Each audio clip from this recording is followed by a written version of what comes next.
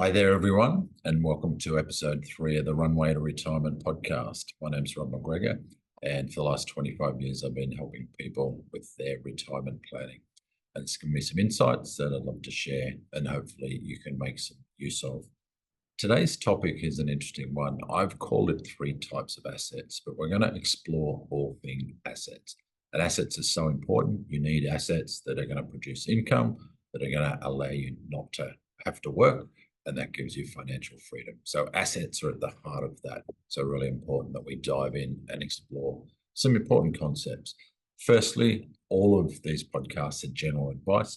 So that means they're not designed for you specifically. And although some of the information might be useful, you should do your own research, or you should get advice that's suitable to your own circumstances before you make any key decisions.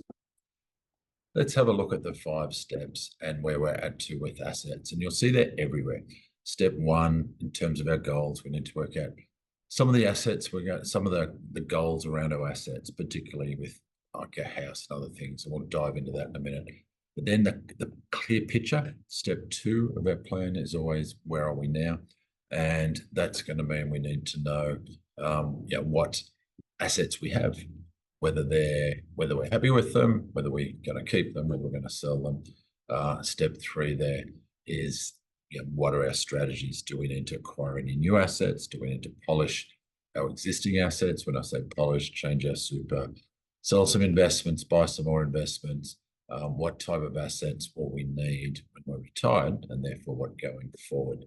So as I said before, assets are deep in your retirement planning. Building enough assets is by the very definition of wealth creation, which means that's you need enough assets to produce enough income to be able to work.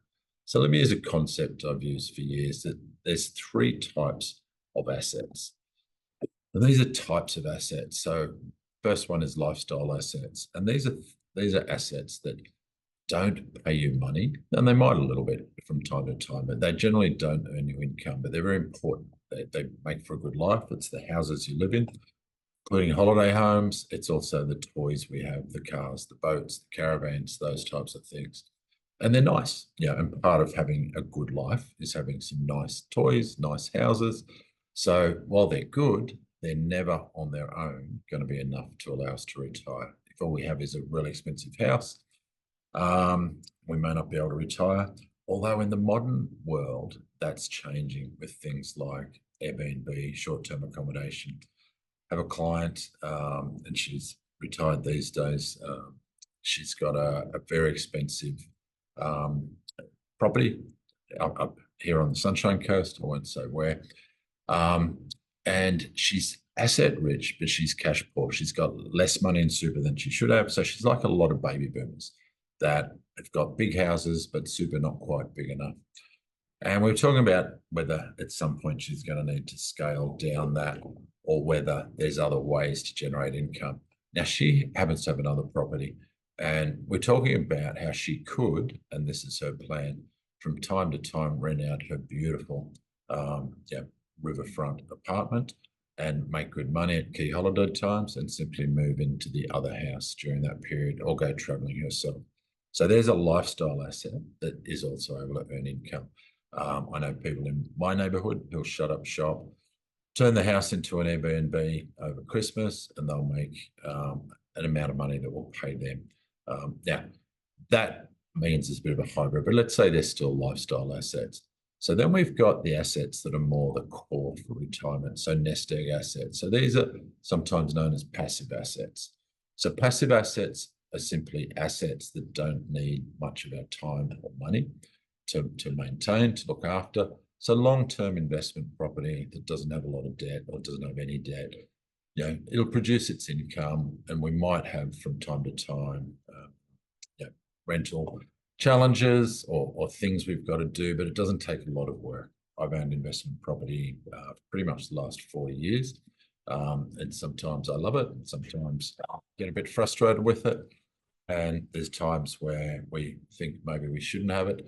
And I've got to say, property is a great way to build wealth.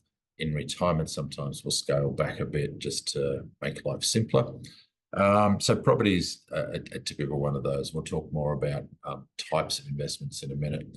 And you'll notice I'm distinguishing between assets and investments. So initially, I just want to talk assets. We'll dive into investments under this. So another example of a nest egg asset are shares. So good quality shares that produce income. We're talking long-term shares, not speculative or trading. Yeah, and there may be other passive investments as well. Now, my definition of an investment is something that produces income. So by passive, I mean it's something that an asset that's going to produce income that's not going to require too much of your time or money. So our mission for most of our clients, and your mission in your retirement planning, is to build enough passive assets, enough nest egg assets that will produce enough income that will maintain a really nice life. So that's nest egg assets. Then we've got active assets, and active assets are things that actually do take some of our time and money. So if you've got a business, it takes your time and your money. As you scale it up, maybe you get some managers in, maybe it takes less time or money, but generally business owners will still carry the weight of that business. And it's often something that they'll talk about. They do want to retire eventually and sell the business because of the weight of running a business. And some people manage to get their businesses where it doesn't take too much, but it's not that common, and fantastic if you can do it. Some people use property to fast track their wealth creation through development, through renos, through flipping, all those types of things. That makes property sometimes an active asset. An important concept here is that the same physical asset, so you can take my house that I'm living in. Right now, it's a family home, it's a lifestyle asset. But I could sell that to someone who's buying it as an investment, and they could put tenants in or run it as short-term accommodation. And that same property has gone from being a lifestyle asset to a nest egg asset. And then they might sell that to a developer who bulldozes it, builds 6 units, and then sells that. So it's become an active asset. So especially for property, the same asset can cycle between those. But once again, our mission, your mission, is to build enough nest egg assets so that you've got passive income from passive assets that will last you the rest of your life. So that's the mission. And then we'll clarify and talk investments. But before we do, a really important concept. We see every now and then people say, I don't like super. I go, well, is super a good investment? Now, super is not really an investment, nor is it an asset. It's actually an ownership structure. So in superannuation, and this is whether you're in a retail super fund, an industry super fund, a self-managed super fund, a private super fund, you own the assets in superannuation. So when we say structure, that just means the rules of superannuation apply to that structure. Whether it's an industry super fund, whether it's a self-managed, they all operate under the same tax structures and rules. But then we choose what investment strategy we run. Now, if we're in an industry super fund, we've only got a limited number of choices, and they can be absolutely fine for lots of people. Some people like to get a few more choices by looking at more public offer super funds that have lots of investment choices, and others prefer even more choice by going into self-managed super fund, where they have a lot more control over what assets they should have. Now, whether that control is a good thing or bad thing depends on how good they are at investing. And we've seen some really good examples, and we've seen some terrible examples where people say, I can do better than AMP or whoever, and they go and set up a self-managed super fund, put it on in cash, or in fact trade shares and work out that it's actually pretty hard to do. And others that do it really well. So if you hear someone saying, superannuation a good investment, well, the answer is that depends on how it's invested. So superannuation itself is not a waste of money. It's not, it's not an investment in itself. It's just a structure. So under that structure, we've then got some investment choices. So we've got businesses, and we can invest in businesses. They can be either our own business, we can be in partnership, or we can invest in other people's business. If those other people's businesses are big businesses, we call that shares. So I can own shares in BHP where I get a little bit of the profit in terms of a dividend. I get a little bit of a vote. It's not going to have much impact, but I own a piece of the action of BHP, and I can do that with multiple companies. I can buy into things like exchange traded funds or managed funds that buy lots of shares. But what I'm still really doing at the heart is owning businesses. And that's a good thing because business is at the heart of capitalism. And businesses is where people get up and work. They try and solve the problems of the world, build value into those businesses. And that's why the share market does really well in the long run, is because of that nature of capitalism. So the first asset type, the first investment choice we've talked about there is business. The second here is property. And you've got all types of property. We're all familiar with residential because we tend to live in a residential property, but there's also commercial. That's offices, there's industrial, that's sheds and things like that. There's tourism, so that's holiday letting, apartments, etc., things like that. But they're all property. They're all buildings that people pay us for or that we live in. So those two assets both earn income, but they also hopefully grow. So we often talk about those as growth assets. And growth assets are really important because you've got to, in retirement especially, own enough growth assets that are going to keep the income growing. And the reason growth assets, both shares and property, grow is because their income grows. So if BHP's profit never went up, the price would never go up. If your rent never went up on your investment property, the price would never go up, except where there's slight changes in what people pay. But the reason property goes up, the reason shares go up, is because rents go up and because profits go up. And that's an awesome thing. So that's one of the key things about investing, is making sure we're in assets where the income's going to go up, because that protects us against inflation. Because the other type of asset, the third type here, is what we'd call loans. You'll never hear them call this, but it's where we lend our money to a bank, a building society, or some other institution, and they pay us interest. So we get interest and we hope we get our capital back, but we don't expect to grow that capital. So we put $100 in, we might get 4%, 5% interest. We've seen that over the years be as high as 10, 20, and as low as almost zero. So we get interest, we hopefully get our capital back, but there are times where those investments do fail as well, particularly for the more aggressive ones. And a lot of people think business and property are more aggressive and more risky than loans. And sometimes they are and sometimes they aren't. You can certainly see, we've seen episodes over the years where people will fall victim to what are very aggressive fixed interest investments or loans.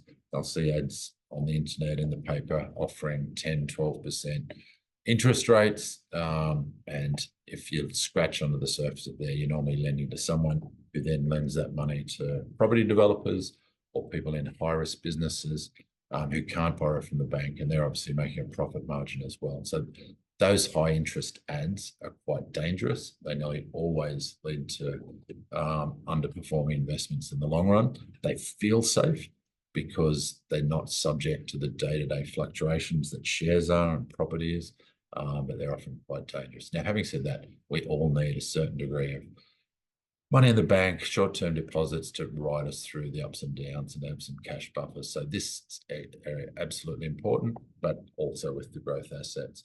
So I said 4 types. What's the 4th type? Well, kind of cheated a little bit, but it's other stuff. So it's pretty much anything that doesn't produce any income. So we said businesses, property, shares, property produce income, loans produce income in terms of interest, but other stuff like collectibles. So that's gold, art, antiques, add Bitcoin, add crypto to this that doesn't produce any income, but it's speculative. So there's a lot of speculative areas here. We've never really advised on speculative stuff. It's just too hard. We've seen a lot of people lose money over the years in speculative stuff. If someone's got an edge, if they know a lot about jewelry or gold or art, maybe they can make some money. But given that it doesn't produce income, and income is what we need for retirement, we're not going to focus on that. And we've also seen people can lose a lot of money in those areas. So good to have a little bit of fun if that's your thing. But the key focus on your assets you're going to build will more likely be in shares, property, and fixed income loans. And a good mix of each. Someone wise once said to me, if you end up with about 1/3 of your retirement nest egg in shares, 1/3 in property, and 1/3 in cash and term deposits and bonds, you're not going to be doing too bad. And it's not terrible advice. It won't necessarily be the exact formula, but it's not too bad at all. And for some of us, well, For some people, they prefer not to have property in retirement, certainly not property that they physically own, just in terms of the potential hassles with tenants, etc. But you can own property through exchange traded funds or ETFs or managed funds as well. So there's other ways to own property, and part of developing your retirement portfolio is working out exactly how that puts together. That's a huge topic, and maybe one for another podcast or two or three or four. And you can certainly find more about that sort of stuff in our book and in our courses as well. So that's the 4 investment choices. Let me touch on asset ownership structures as well. So all the assets I've talked about, all the investments I've talked about, you've then got to choose who's going to own them. So will it be you as an individual? So that just means if I own something as an individual, it's in my name, Rob McGregor's name. That's what it says on the title. That's what it says on the share registry. It's my asset. I can leave that in my will. They can be jointly owned. So a couple can own their house. They can own shares. They can own other assets in joint names. And that just means they own that jointly. There's 2 types of joint ownerships: joint tenants, which just means if one person passes away, the asset goes to the other person. And there's tenants in common. So there's still joint ownership, but tenants in common just means each of those owners can will their share of the asset to whoever they want. And that's a topic for another day as well. Then we can own assets in a company. So people that own businesses often own that in a company. Less common in retirement unless you've had a business. And we have a lot of business clients that may keep a company in retirement because it's got franking credits, etc. You would very rarely start a company to invest in close to retirement if you didn't already have one, but there may be some obscure reasons to do that. And trusts, whether that's family trusts or other types of trusts, is also another common ownership structure. For some people who've got more assets than they can get into super, a trust can be a really suitable retirement vehicle as well. And super, as we said before, is a structure, whether that's self-managed or whether that's retail, the public offer, super is still one of those ownership structure that you can own your assets in. So before we wrap up, we get asked, how can we learn more? So you can jump on over to our website. That's runwaytoretirement.com.au, where lots of links, including the links to our podcast, the links to our book, which you can buy and read or listen. You'll see courses available there where you can learn more about this type of stuff and help you design and build your own retirement plans and make some smart decisions on investing to get there. Or for those that just want help, professional advice that's been qualified by us, you can reach out and we can help you find a suitable advisor. So just in summing up, we've got those 3 types of assets: lifestyle, nest egg, active. Within there, you've got shares, property, loans, and other stuff, speculative stuff. A key part of retirement planning is working out, well, what do I want in terms of lifestyle assets? Do I want my home I'm in? Do I want another home? Do I want a holiday home? Are we going to downgrade? Are we going to upgrade? What cars will I want to drive? So we've got to work out the assets we're going to need in retirement. But then we also want to work out the passive assets we're going to need to produce our income. So how much am I going to need to produce the income I need in retirement? So if I've worked out that number, and for someone, and it's 100,000 a year, how much will I need in property, shares, and superannuation, etc., to produce 100,000 a year? That's a topic for another podcast, and not always simple. There's some good rules of thumb, but yeah, save that for another podcast. And the active assets as well. And often we see in the lead up to retirement people selling their businesses or scaling down or handing over. Not always, and it's very rare, but sometimes there. I've got some clients who decide that one of the things they want to do in their semi-retirement is to reno one property a year or two, just because they enjoy doing it. They can make some money as well. But for most people, the big question is, how much will I need in passive assets to produce the income that I need so I never have to worry about running out of money? So that's a wrap. As I said, all the ways you can catch up with us are on here, on all the socials where you can see good information like this. Keep tuning into the podcast. Feel free to comment. Feel free to ask questions about other topics you'd like to see. And on our website, runwaytoretirement.com, more information about other services we provide. Don't keep us a secret. Share us with friends. Until next time, have an awesome day.